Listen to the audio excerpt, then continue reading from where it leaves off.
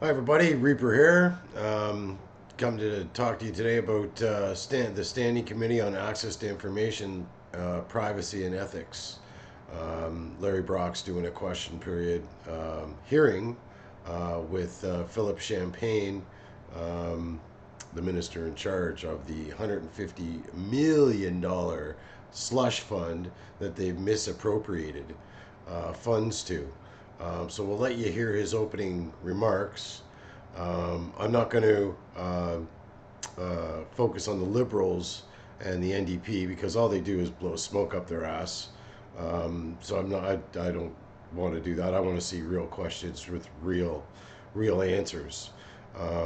This guy doesn't is the king of not giving an answer. But anyway, without further ado, let's get into it. So, we'll cue her up here. One sec.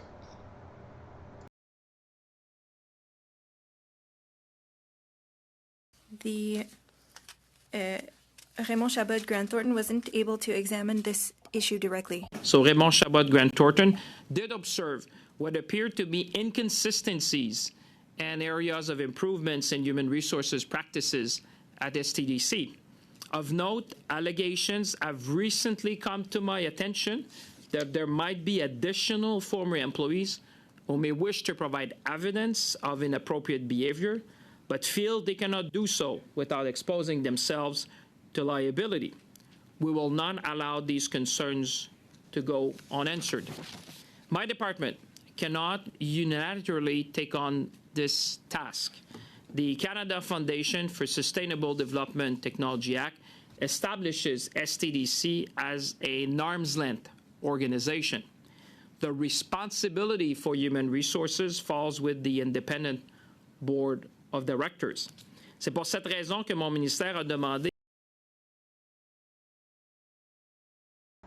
Do you notice how he framed that, eh? Arm's length. That's what the Liberals do. They arm's length everything so that it can't, none of the shit splashes back on them, right? So they leave it at arm's length so that they can quietly behind the scenes influence what's going on. But when it comes right down to fund allocation and stuff like that, if they start to get blamed for illegal practices, then they can say, "Oh well, we'll just have to fire the board," and so that's how they do it. It sort of makes me sick that they do this, but nonetheless, they do it. So back to the video here. That is why my department asked STDC to take the necessary measures in order to carry out an in-depth assessment of allegations on the management of human resources. This assessment will be led by an independent group of experts that will send me their conclusions afterwards. And former employees to freely speak to this third-party independent law firm without violating any applicable settlement agreements or non-disclosure agreements. Les allégations de mauvaise gestion des fonds publics sont graves et il est important que nous agissions. The allegations of mismanagement are serious. It is important for us to act quickly, but also to have reasonable due diligence. We need to base our actions on facts. Due process and due diligence continue to guide these next steps.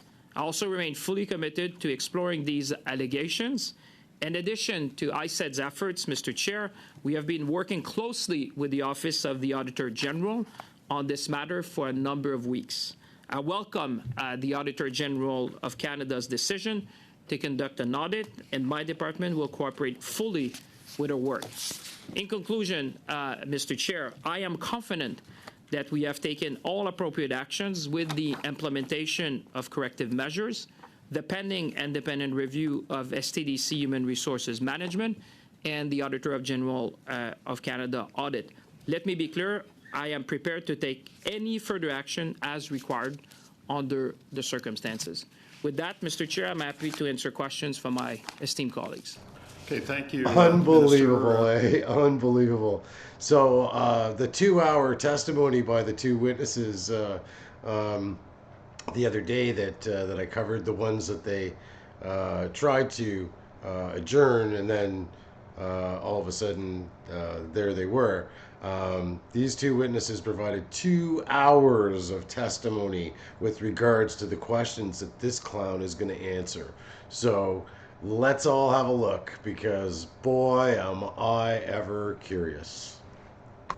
As I said, I'm going to skip the Liberals and the NDPs because they just blow smoke up the witness's ass. So I think everybody wants to see real questions here. So we'll start off with Michael Barrett. He's the one of the Conservative questioners questioning the minister. So here we go. Thanks very much, Chair. Minister, under Section 10 of the Act, you have the power to fire the chair and to fire the board. You just said in your opening statement that you'd taken all reasonable steps. I haven't heard yet that you fired anyone. Who have you fired? I work on the basis of evidence. I'm a lawyer, and I would certainly caution members of this committee to apply due process when they're looking at allegations. That's why we have, the moment that was made aware of allegations, we had a third party to come to do a full investigation and report back to me. Right. And in addition to that, now there'll be a third party law firm to which whistleblower can go and report Do you their believe findings. the whistleblowers, Minister? Sorry? Do you believe the whistleblowers? Your department has been briefed at length. The PCO has been briefed at length. Very simple question, yes or no. Do you believe them? Well, listen, I believe in the evidence that I receive, and the evidence that I have so far is contained in the report for which you have a copy. That's the evidence that I have in front of me today. Will you condemn Sustainable Development Technologies Canada for saying that the whistleblowers are lying? I will You said that there should be due process. So they've already determined that what the whistleblowers are saying in their opinion is a lie. Do you think that that's appropriate of SDTC to say?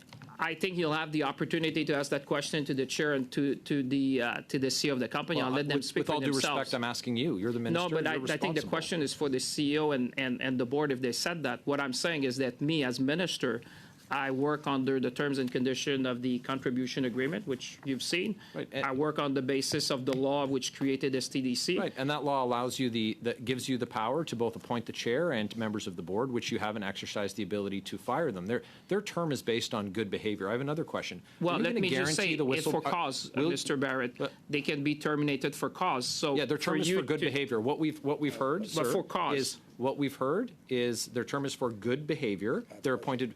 And it's based on the minister's decision. That's you. So are you going to guarantee the whistleblowers the same level of protection offered to public servants? Well, the law specifically, and it's not me, as you would know, you would go back into the Act. Those employees are not part of the Public Service of Canada, sir. That's not me. That's the law that Parliament adopted at the time. I could take some time to offer you some suggestions that would include appointing a chair and appointing members of the board who would guarantee the protection of whistleblowers who've identified gross mismanagement and misconduct when we're talking about more than $100 million in funding. So will you admit today that SDTC has seen rampant corruption through conflicts of interest and funding ineligible companies and projects? You talked about the RCGT report. That's listed in there. So will you confirm that you agree with that finding? Well, I would say I find you're making a number of assumptions. As a lawyer, I would caution you to do that. The only evidence that exists on the record today is in the Raymond Chabot Grant Thornton report. That's the only evidence that exists today. If you are in possession, no, but let me say to you, if you're in possession of further evidence, I would welcome you to deliver that to me. Minister, and then we can have a fact-finding exercise. You're in possession of the same information I am. It's more than 300 pages that the whistleblowers gave to PCO and furnished your department with. I am not in possession of that document. Well, what I'm saying, I'm in possession. You should. Well, I'm asking my next question. You should turn to your officials and ask if this is willful blindness that we're seeing, because they've been furnished with the information. In fact, we have members of your department in recordings that have been released to the public saying that they've seen the information and that they don't have confidence in the board of directors. So let's be clear. I'm not here for your legal opinion. You're offering me legal advice. I don't need your legal cautions. What I want to know is the date on which you learned of the whistleblower allegations about SDTC? Just the date, sir. March 5th. After the government learned, after you learned of Annette Verscharen's network of conflicts of interest and involvement in funding ineligible projects, did she receive any taxpayer dollars? Yes or no? I don't understand the question you have. What I can tell you is that on March 5th, no, but if you want me to answer, I know you have another question. But I do have a question, and you said you don't understand it. How can you answer it if you don't understand it? No, no, but I'm just going back to your question on March 5th. Is the chair of the board. You have the power to fire her. We have heard evidence that Ms. Verscharen is in a conflict of interest and that her company has continued to receive funding, including the Verscharen Center receiving $1 million on September the 5th and $1.2 million on September 19th. Did you offer any comments that were supportive of the funding that the Verscharen Center, named for the chair of the board, who serves at the minister's pleasure, did you offer positive comments about that funding, already knowing about the allegations against Ms. Verscharen? I see where you're trying to make inference and allegations and all that, sir. Let me make things very simple for you. I learned on March 5th, that's what at the time I was briefed by my official. Yep, that March comes 17th, before September 5th. Yep. Mr. Chair, if you want, I'm happy to hear the question, but if I'm not able to answer, I was just going to say, let the minister answer here, Mr. Barrett, if you don't mind. Thank you. Because if you want me to answer, give me the opportunity. Let's hear it. So what I'm telling you is that on March 5th, this is the time I was briefed by official. On March 17, the department issued a contract to Raymond Chabot to do the investigation. On September 27, I got the findings of that. On October 3rd, that's where I've got 10 seconds left, Minister. I would just say you heard about it on September, or you heard about it in March. Then in September, you went on to give positive praise for more funding to Ms. Verscharen, who's at the heart of these conflict of interest allegations. You have the power to fire the chair. You have the power to fire the board. Why haven't you fired anyone? Mr. Chair, no, I would really... Minister, that concludes this round of questioning. You went over by about 10 seconds, according to our colleagues in the Liberals. Madame Fortier, vous avez 6 minutes, s'il vous plaît, à la ministre. Merci, merci beaucoup d'être ici. Thank you for being with us, Minister Champagne. Okay, so now we're going to go and hear Michael Cooper, Conservative member. He's also questioning along with Larry Brock, and we'll get to him after Michael Cooper, I would presume. So without further ado, let's get on. You have 5 minutes. Please start. I'm going to really go tight on the timelines here, okay? So go. Thank you, Mr. Chair. Mr. Minister, I just want to clarify an answer that you had provided. Did you say that you do not have possession of a 300-page whistleblower dossier? Did I hear you right? The department does. I don't. Have you read it? No, I don't have possession of it. The department has. You haven't. You mean to say that you take this very seriously, but you're willing to take whatever action is necessary. You've repeatedly said you're a lawyer, and you haven't taken the time to review the contents of the 300-page. Well, I'll tell you very simply, you're a lawyer as well. I'm not the fact finder. I'm the minister. There's people who, their job is to do the fact-finding mission. When they provide me with evidence, the only evidence that exists today, Mr. Cooper, I would tell you, is not the allegations that people have brought. Is the report from Raymond Chabot, Grant Thornton. I thought you would have been interested in seeing that evidence as minister. And further to that, Minister, have you met with the whistleblowers? I don't think it would be appropriate for the minister to meet with whistleblower because, as I would tell you, and you have legal training, the lawyer, I'm not there to do the fact-finding mission. That's why we have a third-party law firm, and we have Raymond Chabot to do that. You have said that you need evidence. But, Minister, through you, Mr. Chair, there is evidence, and it's contained in the RCGT report, which made findings that are damning, that you are downplaying, including $53,580,000 that was handed out to 3 companies who were ineligible recipients, a further $38.4 million that went out the door as so-called COVID relief payments, which were questionable, and in which of these 21 companies that were looked into, 6 of them involved members of the board who had conflicts of interest, 29% of the companies. So when you say that you need evidence, you have that evidence, and yet you haven't used the tools that you have at your disposal, including Section 10 of the Act, to fire the chair and fire the board. I would respectfully disagree with that. If you see how it was qualified, Mr. Cooper, as a lawyer, it's called inconsistencies. This is not me. Those are the words of Raymond Chabot. They've not called that violation. And just for your information, let me finish on that, Mr. Chair.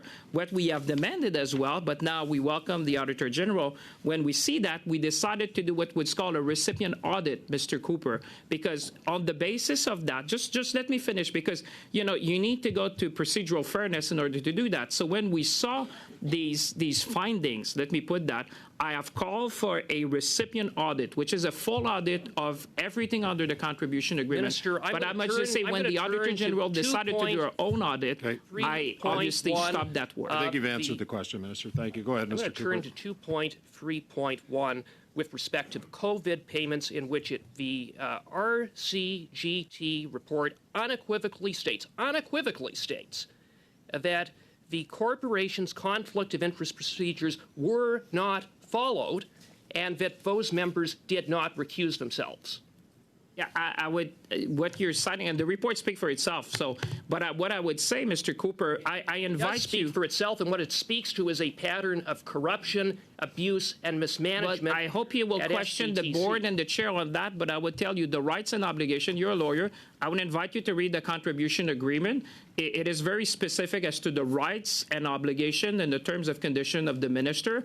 And if we come to a material breach of the agreement, I can take action. But if you have further evidence through the testimony of people who are going to come here, I tell you, I'm willing to take any and all action that is needed in order to make sure that we get to the bottom of this. Well, Mr. Minister, we have been in contact with whistleblowers. You said that you want to follow the evidence, and a whistleblower has told us that following submitting the 300-page dossier to your department, that they had volunteered additional documentation and evidence that was refused by your department. Well, I would, 30 seconds. If you are in possession of any evidence, Mr. Cooper, as a lawyer, I would ask you to turn it over to us. Then we will look at the evidence. And not only if you don't want to do that, if you can give it to the third-party law firm or the Auditor General, sir. They offered it to your department. Well, it was refused. It's no wonder they say that you and your department are more interested in damage control than getting the answers. Not at all, Mr. Cooper, because I have said to everyone publicly that I will take any and all action based on evidence. You're a lawyer. You went to law school. I act on evidence, not allegation. If I have evidence of wrongdoing of any form or material breach under the contribution agreement, we will take all action needed, and we'll go to the bottom of this together. Thank you, Minister. Ms. Khalid, you have exactly 5 minutes. Go ahead, please. Thank you so much, Mr. Chair. And Boy, he sure refers to that act, eh? And he likes to let everybody know he's a lawyer and stuff like that, right? But the fact is, they got 2 hours of testimony from ARRIVECAN app people from Bottler. So it's 2 hours of testimony that the Conservatives got to ask questions about. So if he hasn't watched that, and it certainly sounds like he hasn't watched it, but he cares so much, right? He just cares so much he can't watch that testimony or read the 350 pages that they're talking about of whistleblower testimony hanging out his department out to dry. Now, you watch. He's going to go with the arm's length thing. Oh, it's an arm's length thing. Yeah. That you control, that answers to you, right? The answer to you. Anyway, let's see if Larry Brock covers it in his testimony or in his line of questioning. But anyway, we'll pause it just for a second. I'll cue that up for you. Okay, as I said, I skipped over the Liberal and NDP and those the people that blow smoke because that's not what these videos are about. I want to hear real questions, and they just don't ask real questions. So I prefer just not to even watch it. It's a real smoke up ass blowing exercise, and I just don't like it. And I'm assuming anybody that's watching doesn't like it either. So anyway, here comes Larry Brock. Woohoo! Let's go, Larry. 5 minutes, please. Go ahead. Thank you, Chair. With respect, Minister, I know you started off by trying to brief us on your legal knowledge and trying to give us some legal parameters. But with respect, we don't want to hear about your legal opinion. We want to hear about your political responsibility as Minister on this extremely important portfolio. Understood? Listen, sir, I do my job, and I have a legal background, and I'm very proud of that, and I want to excuse myself to say for the record that I happen to understand these things perhaps better than others, because you understood the question. I'm a lawyer and I used to be managing ethics. Sir, I got limited time. Sir. I will move on. Sir. Thank you. Thank you, sir. You've heard the concept of ministerial responsibility, right? I'm very familiar. I've been Minister of the Crown. Yeah, the buck stops with you. I totally, but I would tell you. You keep talking? No, sir. This is my time to talk. I haven't asked you a question. Okay? You talk about, well, you know, that's not my responsibility, and they're going to be doing this review, or they're going to be making those changes, et cetera. But ultimately, they report to you, sir. The buck stops with you. And I know that there is a pattern in this Liberal government of ministers not accepting responsibility. I hope you're going to buck that trend and actually show real leadership and actually accept responsibility for this matter, because this matter has essentially been a year old. These whistleblowers come to the Auditor General and complain, not just one whistleblower, up to 20 whistleblowers, consisting of employees, consisting of senior executives. And I know that the SDTC likes to classify them as just troublemakers, but they're not. They received advice to prepare a 300-page informational package and send that off to the Privy Council office. That was done in February. Now, I understand through your evidence, sir, that you received notice that your department received that report in March, correct? That you did not receive, that you did not review that report yourself? Mr. Chair, can I answer the question that was like 30 seconds? Because, you know, there was a lot in this, by the way. The buck stopped with me as minister, but I would advise you, you might not be a lawyer, but to read the law that says what are the rights and obligations of the minister under the law, and I would advise you to read the terms and conditions of the contribution agreement. Oh, believe me, sir, I have. Because as an arm's-length organization, sir, the minister by law is not allowed to manage human resources. That's how the act was created. I'm not talking about human resources. That's how the act was created, I'm not talking about human resources. I'm talking about the misuse of taxpayer money to the tune of $150 million. Provide me the evidence of that, sir. You want evidence? Take a look. Take a look at the three. The evidence, because the only evidence that exists one at a time. Is the Raymond Chabot. You want evidence, sir? If you have evidence, provide it to Mr. me, Brock, sir. Minister, just hang on a sec, okay? Let's get one person talking at a time. You want here. evidence? I understand it's emotional. Mr. Brock, you have the floor. You have the floor. Go ahead. I suggest if you want evidence, you actually show some responsibility and read that 300-page report which listed all of the improper payments that went to companies that did not adhere to the contribution agreement number 9 that you keep referring to, that forms the basis of your legal obligations. I encourage you to do that, sir. Or did you, in fact, just receive a briefing from someone in your department about that 300-page report? With respect, Chair, how can you say that they don't respect the contract? Have you done the forensic audit? I mean, there's people who have done forensic audit. I'm not sure you have done that, but Raymond Chabot did a forensic audit, sir. And that's not the conclusion they reached. That's what I'm saying. You have to work on the basis of evidence and have due process and procedural fairness, sir, because if you're going to say things like that, sir, I'll tell you something. If you're going to say things like that, you have to make sure that what you say is backed by evidence. Thank you for that advice. Have you ever contemplated why the Auditor General is actually involved?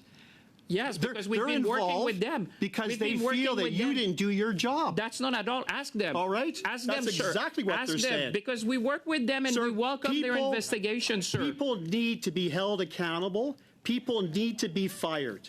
You've done absolutely nothing, despite claiming you're taking this so seriously. You've got your ADM in your own department claiming that you were going to freak out, that changes had to be made, that the board had to be replaced. You did absolutely nothing, sir, between March and October. Did you actually have meetings with your ADM to talk about this issue in that time frame? Mr. Chair, I would say I work on the basis of evidence. What the member Sir, is did talking you have is about conversations with your ADM? And I would advise Mr. you Brock, should take time legal is up. advice before you make these allegations, Thank sir, you, because Minister. the only evidence that Thank exists you. is in the Raymond Chabot report. Thank you, sir. We're going to Mr. Kellaway for 5 minutes. Go ahead. Well, So there you have it, folks. As always, I'll leave it to you to decide who's corrupt and who isn't. But yeah, when you have 2 hours of testimony from Bottler, the people that were involved in the Arrive scam app and stuff, and they're saying everything in it is dirty. It makes you wonder. And then the minister is saying that he hasn't watched the testimony or read any of the 350 pages of other witness testimony. He hasn't even read it. So he's asking for evidence. Oh, give me evidence, give me evidence. Yeah, well, you got tons of evidence if you just look. But I guess the Liberals are pretty selective of what evidence they do look at, right? They're very selective of that. They'll cherry pick the evidence to make it seem like it wasn't them, or they'll give the excuse of, oh well, it was at arm's length. It's an arm's length company, right? That you control. The Liberal minister controls that. Is supposed to have oversight on that. So what's with these shadow contractors making $2.8 million out of a $3 million deal, and there's 2 of them in the company? Like, what's that all about? Anyway, that's the next video. Get ready. Anyway, have a great day, folks. Take care of yourselves and each other.